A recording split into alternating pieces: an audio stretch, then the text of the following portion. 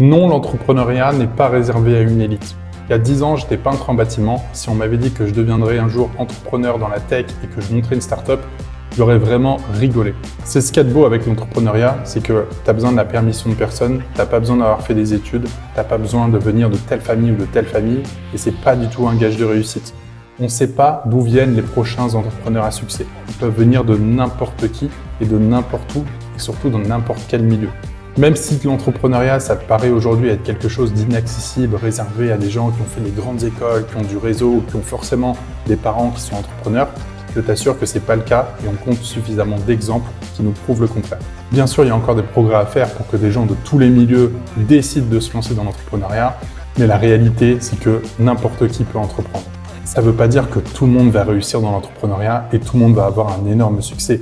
Mais pour entreprendre, personne n'a besoin de la permission de quelqu'un et donc tout le monde peut décider du jour au lendemain d'entreprendre un projet, d'entreprendre sa vie. Je te le disais en intro, il y a 10 ans, j'étais peintre en bâtiment. Je me suis retrouvé à lancer une start-up, à la scaler, à lever des millions, à avoir des milliers de clients, à avoir des dizaines de salariés.